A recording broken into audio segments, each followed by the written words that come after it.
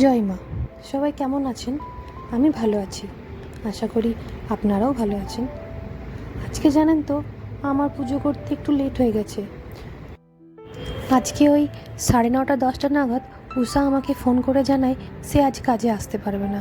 উষা হচ্ছে ওই আমাকে দৈনন্দিন কাজে যে হেল্প করে সে। আর এইদিকে আমি ফ্রিজ ক্লিন করার জন্য ফ্রিজের জিনিসপত্র সব বের করেছিলাম। ফ্রিজটা ক্লিন করবো বলে, অনেক দিন হয়েছে ফ্রিজটা ক্লিন করা হয়নি। আর এই ফোন শুনে এবার আমি কি করি। তো যাই হোক, ফ্রিজ যখন ক্লিন করব বলে নেমেছিলাম, এখন তো ফ্রিজ ক্লিনও হবে, এবার বাড়ির কাজগুলো তার সাথে আমাকে সারতে হবে। কালকে রাতের সব বাসনপত্র এখনও পড়ে আছে, এখনও ঘর ঝাড় দেওয়া হয়নি, মোছা হয়নি। তো যাই হোক, একে একে সব কাজ শেষ করতে করতে ঘড়ির দিকে যখন দেখি, তখন দেখি প্রায় 12টা। তো ঝটপট করে চান করে নিয়ে আমি এবার পুজো করে নিলাম। পুজো টুজো হয়ে গেল, বাড়ির কাজ হয়ে গেল। তাই বলে কি কাজটা এখানে শেষ? না, এখনও তো রান্না বাকি আছে, এবার রান্না স্টার্ট করতে হবে। তাই আজ দুপুরে সেভাবে কিছু রান্নাবান্না আর নয়। আজ আমি করেছিলাম ভাত, আলু ভাতে আর ডিমের ঝোল।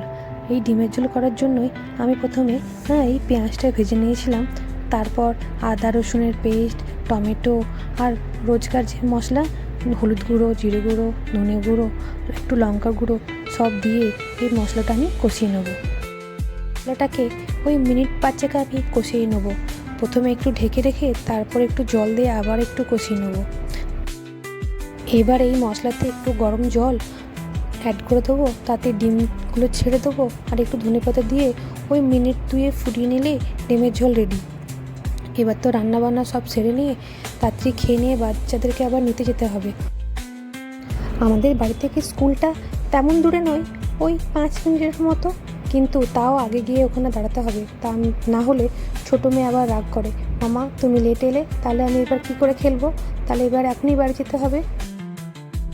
চলুন তাহলে আমি তাড়াতাড়ি করে ভাতটা খেয়ে নিই, তারপর বাচ্চাদেরকে নিয়ে আসি। আজকে তাহলে এই পর্যন্তই, পরে আবার কথা হবে। জয় মা।